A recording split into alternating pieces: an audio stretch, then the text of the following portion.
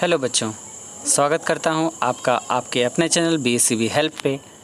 आज हम लोग आपके पैनोरमा बुक के आखिरी कविता अर्थात लेसन 8 जो कि मार्था नाम के शीर्षक के साथ है, उसका अध्ययन करने जा रहे हैं, जो वाल्टर डे ला मारे के द्वारा लिखा गया है।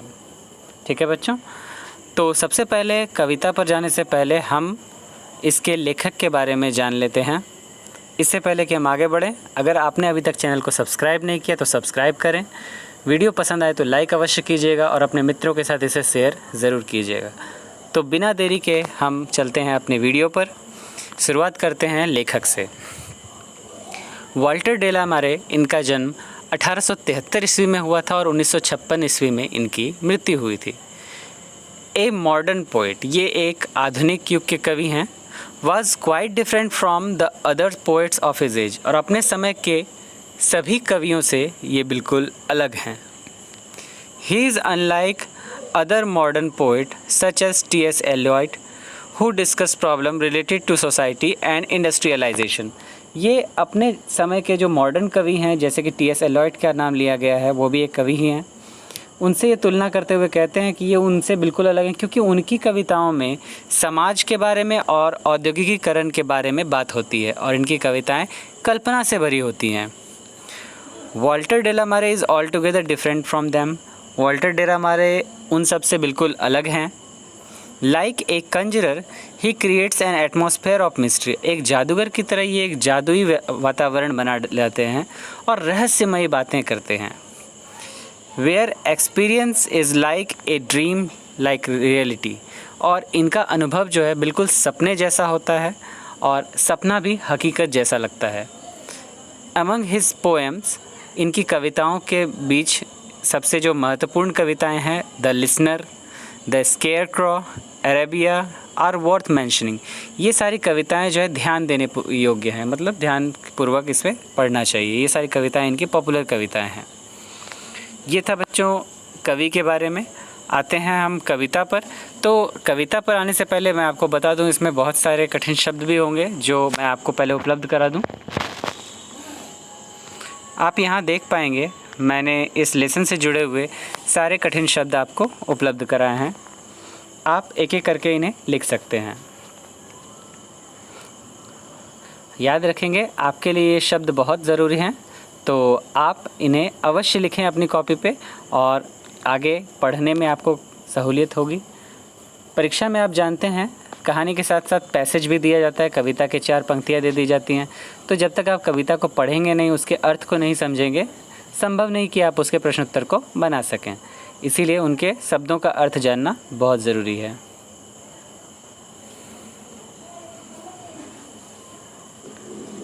यहाँ पर मैंने सारे शब्द लिख लिए हैं और आप भी इसे लिख लें। जहाँ पर एक से अधिक मीनिंग है मैंने वो भी लिख दिया है, ताकि आपको आगे की पढ़ाई में दिक्कत ना हो।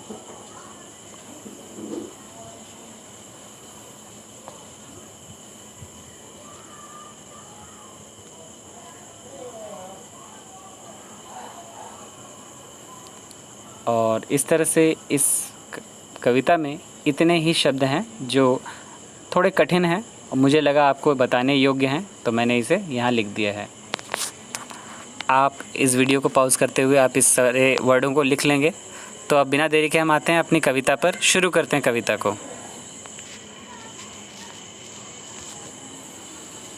तो कविता कुछ इस प्रकार से है। Martha would tell us her story. Martha हमें अपनी कहानियाँ बता रही हैं। ठीक है, मार्था, इस कविता के बारे में जान लें। कविता का नाम मार्था है और लेखक मार्था के बारे में, मार्था एक काल्पनिक किरदार है जो कि बहुत ही सुंदर है और उसकी कहानी कहने के तरीके से बच्चे बहुत प्रभावित होते हैं। वो जिस तरह से कहानियाँ सुनाती हैं उसके बारे में, उसकी सुंदरता के बारे में बताया गया है इस कविता में लेखक के द्वारा।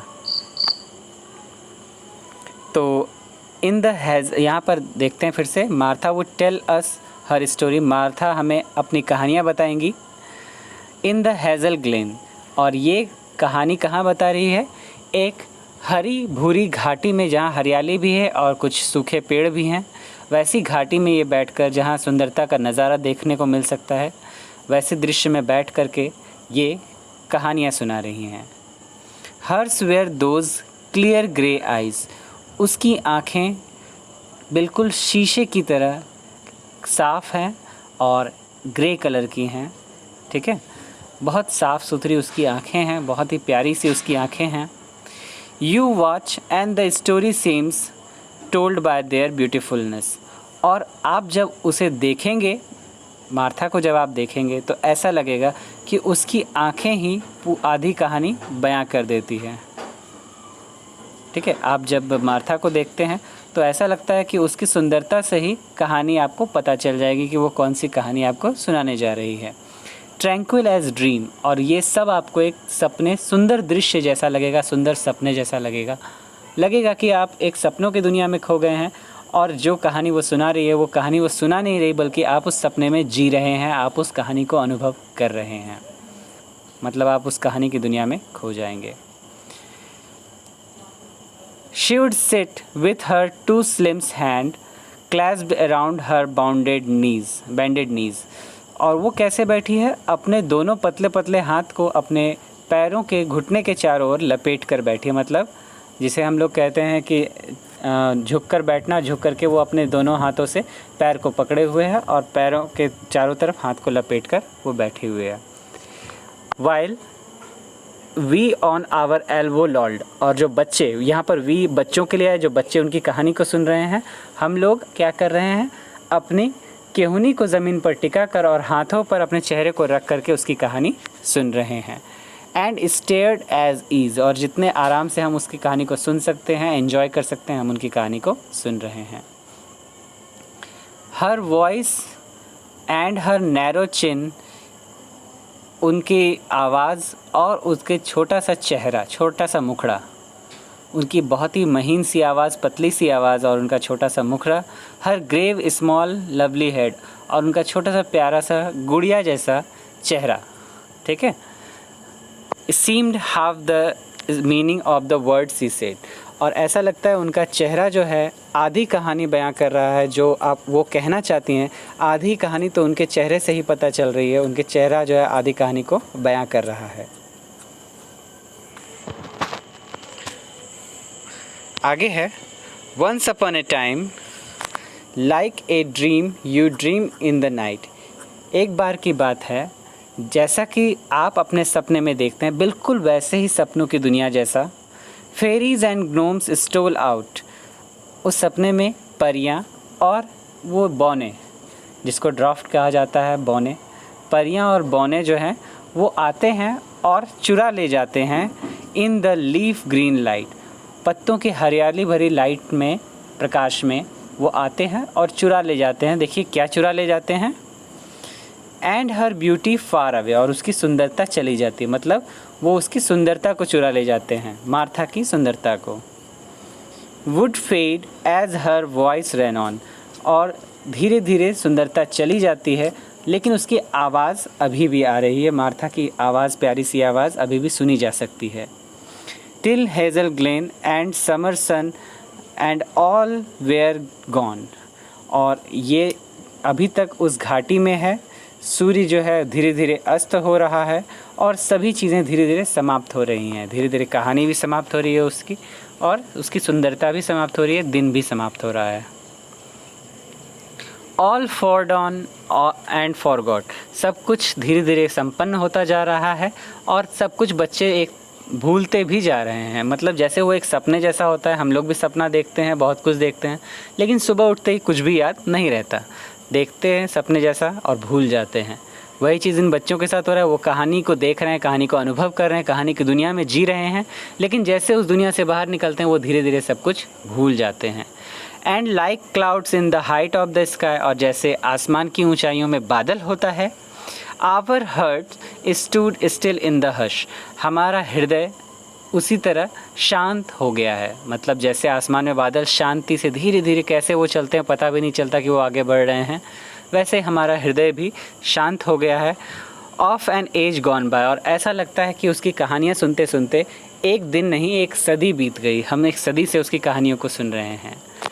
तो इस तरह की एक कविता थी एक छोटी सी कविता जो वॉल्टर डेलामारे के द्वारा लिखी गई। और इस कविता को मैं एक बार सारांश के रूप में आपको फिर से बता दूं कि इस कविता में लेखक यह कहना चाहते हैं कि मार्था नाम की एक कविता कहानी कहने वाली है, और जो घाटी में बैठकर एक सुंदर सी हेज़ल गार्डन में बैठ करके, एक घाटी में बैठ करके बच्चों को कहानियाँ सुना रही है। उसके चेहरे के बारे में बताया लेखक ने, उसके बैठने के तरीके के बारे में बताया और उसकी आवाज़ के बारे में बताया कि उसके चेहरे से, उसकी आवाज़ से ऐसा लगता है कि वो कहानी कहे न कहे उसके चेहरे से ही आधी कहानी समझ में आ जाती है, उसकी सुंदरता से आधी कहानी समझ में आ जाती है।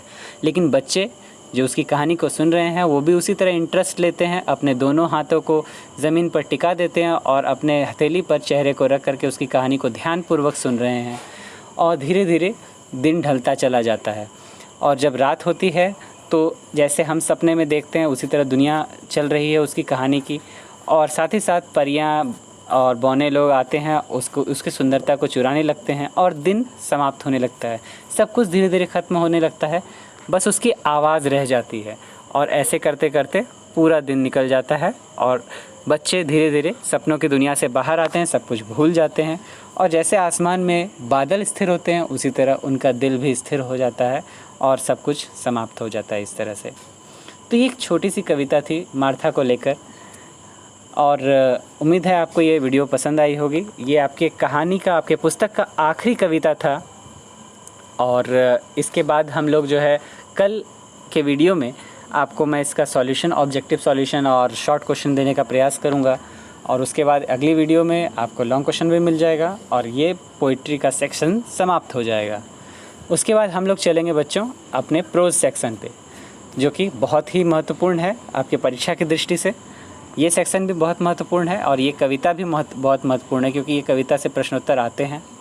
तो आप ध्यानपूर्वक पढ़ें, अपनी परीक्षा की तैयारी करें, और मैं आपके लिए इसी प्रकार मेहनत करता रहूँगा। उम्मीद है आप भी मेहनत करेंगे और इस वीडियो को शेयर करेंगे अधिक से अधिक लोगों के साथ। पसंद आई तो वीडियो लाइक ज़रूर करना, और चैनल को सब्सक्राइब अगर अभी तक नहीं किया तो अवश्य करें। और तब तक के लिए आप अपना ख्याल रखें। धन्यवाद।